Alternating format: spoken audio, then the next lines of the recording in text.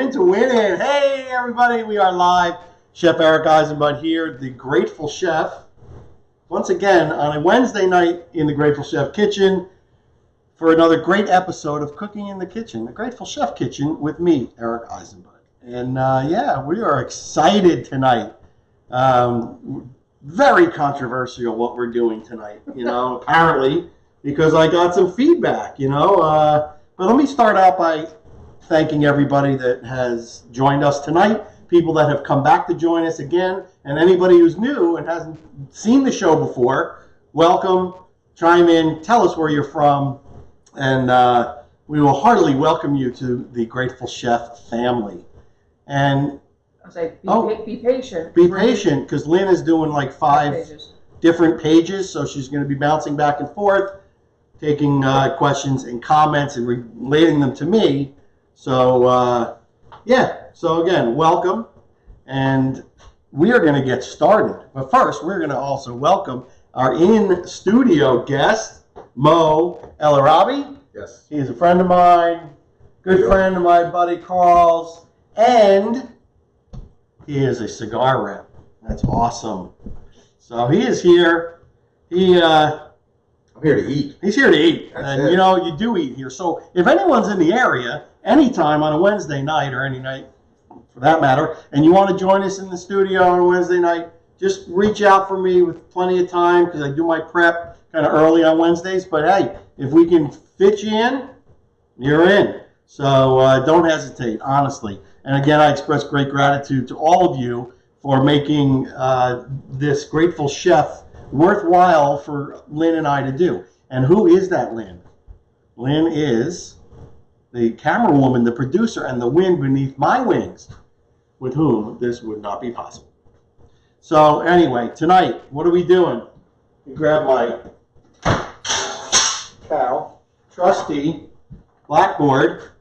And so we are doing something that has created quite a stir amongst some potential viewers, and that is steak Parmesan. So I've heard of steak, I've heard of chicken parm. I've heard of veal parm. I heard of shrimp parm, eggplant parm. I had never heard or seen in a restaurant steak Parmesan. So we started going to this great little place in Raritan, New Jersey called Espo's. It's been there 100 years. It's embedded in a neighborhood, and they don't take reservations, and their food is outstanding. My buddy Nick is running the place and owning the place, and his food is killer. So they redid it, kept the old cooking back of the house crew, and they're knocking it out of the park. So after a couple times going there and me being real skeptical about steak Parmesan, I tried it, and man, am I glad I did. My first thing out of my mouth was to Lynn,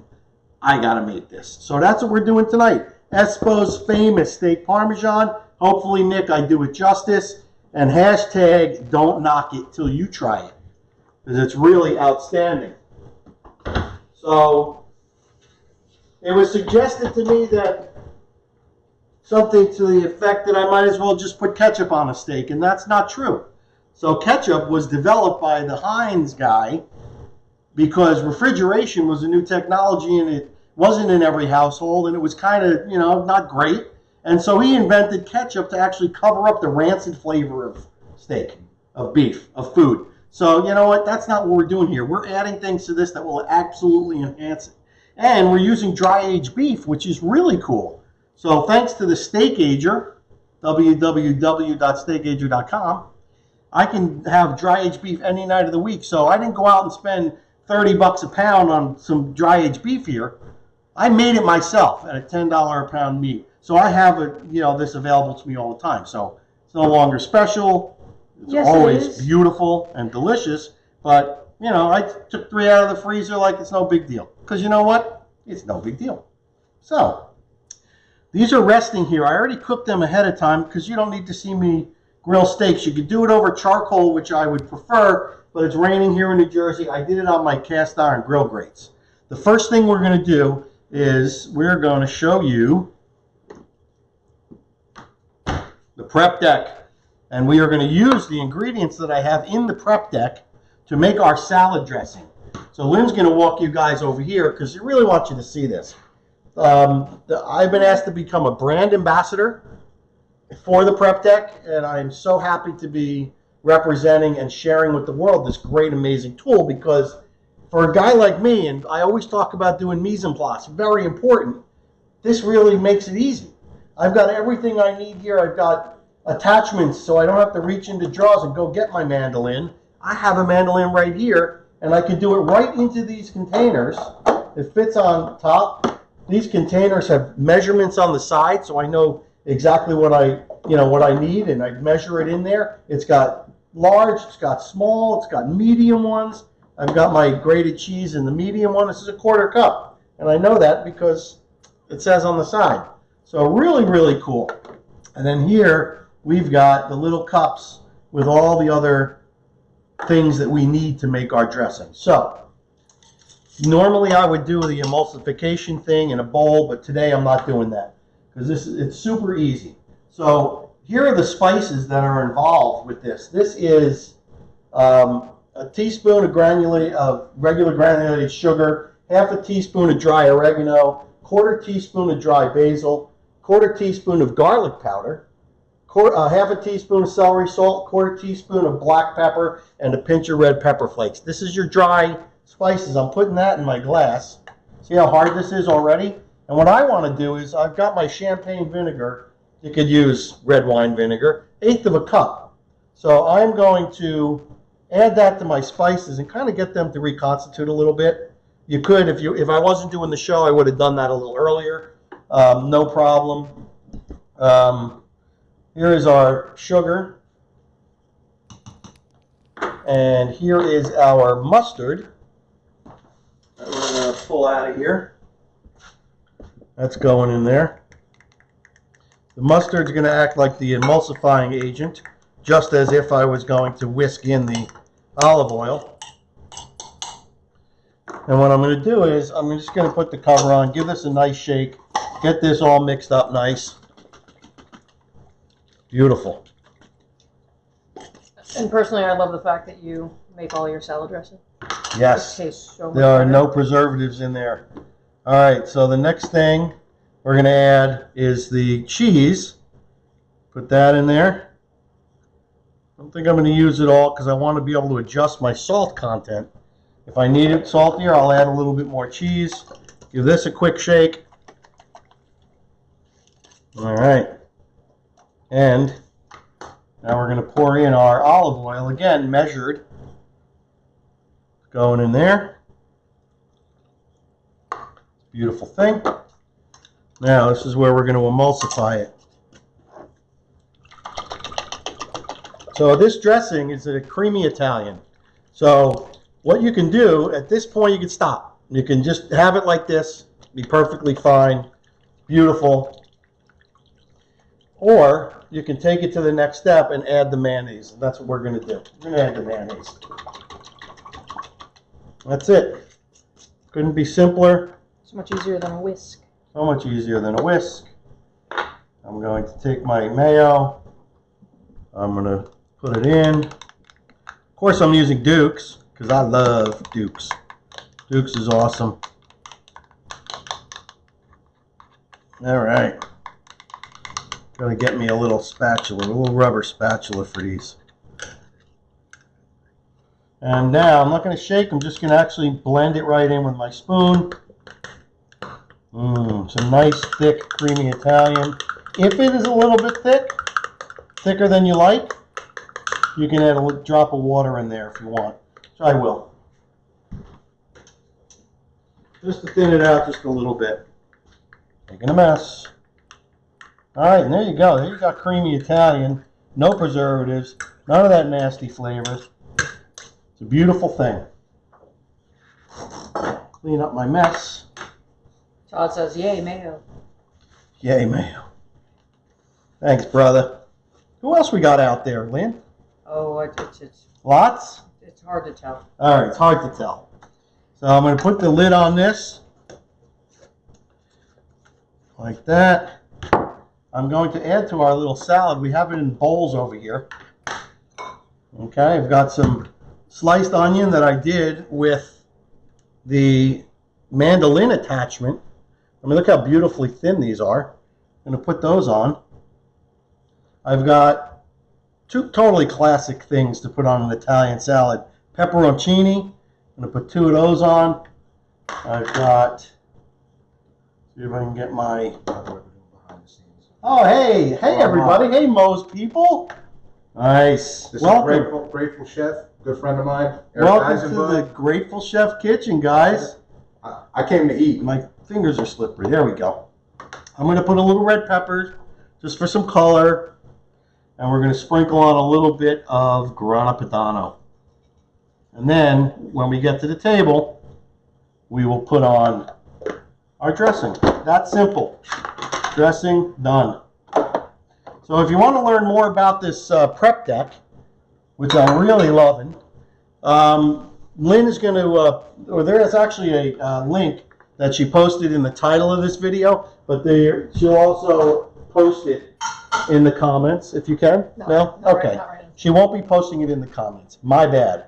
All right, we are done with the prep deck. This totally moves out of the way. And we're going to get to the task at hand, steak Parmesan. So, here we've got our steaks that have been beautifully seared, like so. And what we're going to do is, and I'm winging this. I don't have a recipe. I kind of reverse engineered the one from Espo's, and I know there was a garlic flavor. So I basically melted some butter, and I put in chopped garlic, and I let it slowly infuse the butter. And that's what I have here. Looks absolutely delicious. So I'm going to put some of this garlic butter on the steak. Look at that, huh? So as you do that, we've got RTR Riders, Tahir, Chris Whitney, good evening, Gregory Horton. He was looking for the steak because you spent too much time on the salad. Of course. I see Bobby out there. This is a real life cooking show. All right, look at all this garlic. I told Eric we needed a veggie. Yep, I blame Lynn. All right, so we got the garlic element. Don't forget that little tail. And now we've got my homemade, beautifully rich and reduced all-purpose sauce. There's video on how to do it. Lots of information. So we are going to ladle some sauce on the steak. I'm going to cover it because we're going to put our cheese on top of that. Kenny Moore said it looks awesome. I wish you could taste it, but I guess you can ultimately taste it when you make it. Look at that. Beautiful. All right? Little sauce. Little cheese. You know, some people say, oh, come on, cheese on steak. Well, here in New Jersey, we are just east of Philadelphia. And yeah, we have these things called cheesesteaks there, and they're awesome.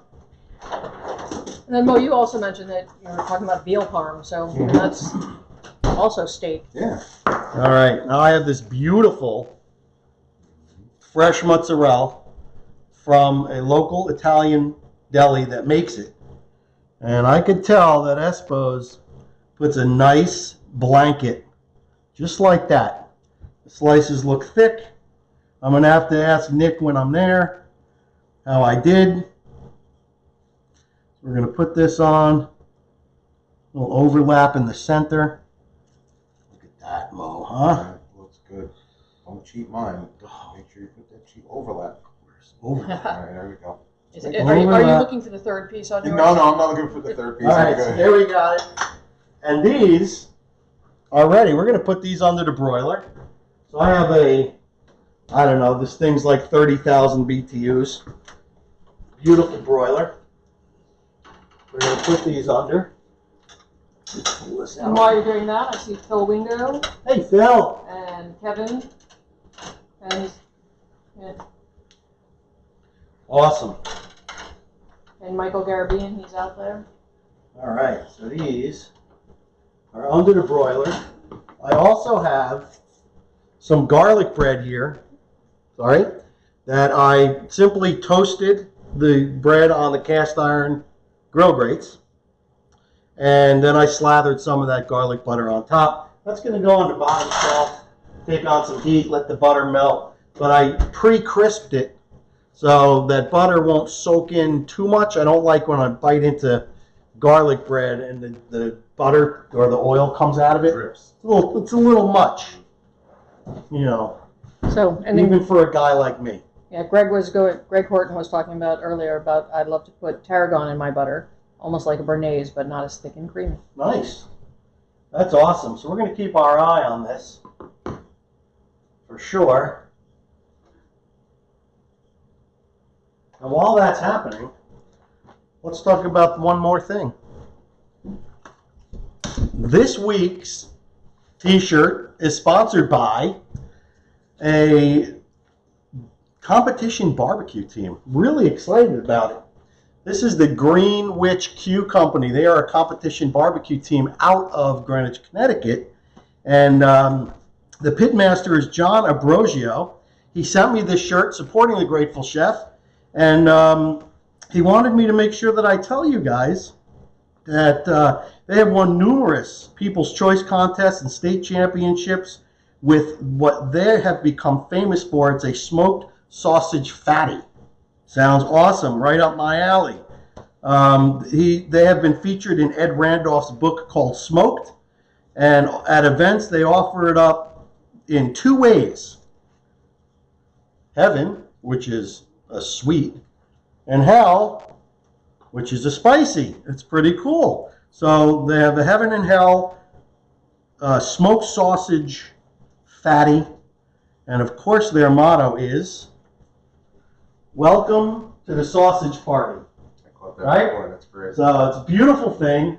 Thank you for supporting. And if you guys want to support the Grateful Chef, you know, send me a black large t-shirt with your restaurant or your food product on it with maybe a little blurb, or, you know, I'll pick it up online. And I will do a little blurb on my show just for you. I really appreciate your support, you know, your emotional support, as well as Your new wardrobe support? my new wardrobe support. So thank you. All right, let's see what's going on over here. Broiling away. Woo, Oh, look at that. Wow. So I'm going to switch these around because obviously the middle one, look at that. That's a beaut. Look at that. Get that. Make sure they see that, Mo. I got it. Look at that. That looks as good. Just wait. We're not even done yet. We're not even done yet. Oh, yeah. Those are going back in. Our bread's getting nice and warm. This is almost done. Beautiful thing.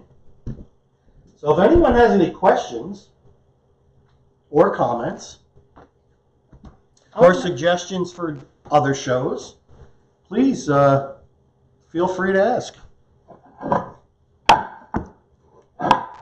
Nice. We've got Brian notes. He said never had an aged steak, but he's heard that if you had one, you'll never have a normal steak again. Yes, and if you get a steak aged, you'll never buy a dry aged or a normal steak again. I still recommend trying one first. Oh, sure. Yeah, definitely try it. See if it fits your flavor profile. The Pro 40, as you probably know if you've been watching my videos, also has an option to be able to cure charcuterie, salami. I've got two capicolas in there that we're excited about. And really excited in my dry age only unit. I'm dry aging Berkshire pork for the first time. Beautiful 10 bone-in racks of pork. I'm really excited to share that experience with you guys so you can see how it is. And I'm going back in. So we've got another 2 weeks on the pork. Oh, that. Beautiful. All right. Are they coming out? They are coming out. One. Look at that. Look at that. Beautiful. Beautiful. All right. This one I'm going to put in under just a little bit more. That. Oh, no. That's yours. That's mine. All right. That's the one I'm going to taste. And this one's almost done.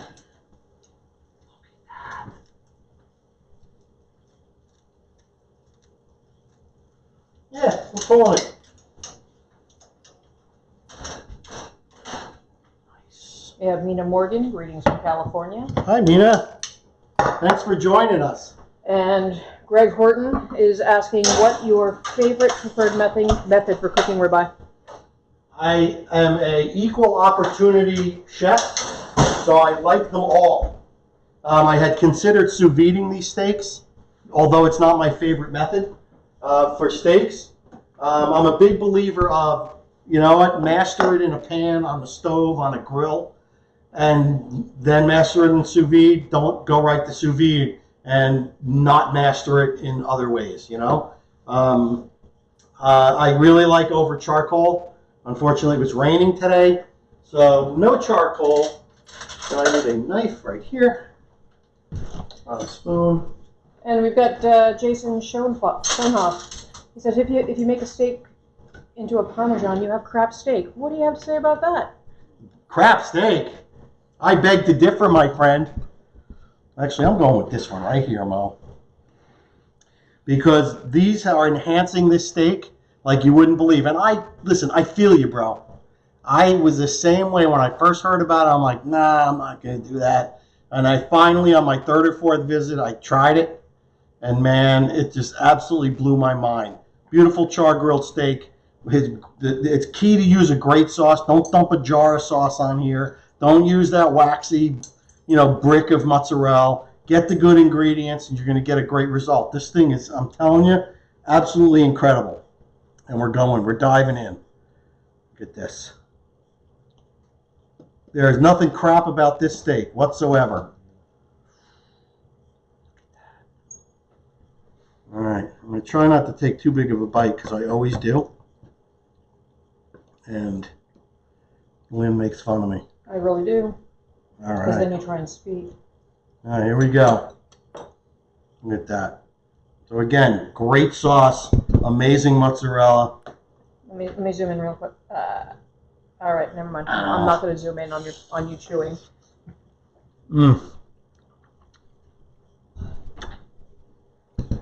Super tender because it's dry aged. A nice smoky background. Great sauce, great cheese. Say what you want, naysayers, but you'll be missing out on an amazing dish. This is absolutely incredible. So does the dry age flavor come through? It absolutely comes through. That's cool. That's like running in the background. You know what I'm saying? Yeah. And it's great. You're going to serve this with, guess what? Some great bread. We have it both garlic and regular. And you're going to boona, which I call it, boona in the sauce. And, this is good eats.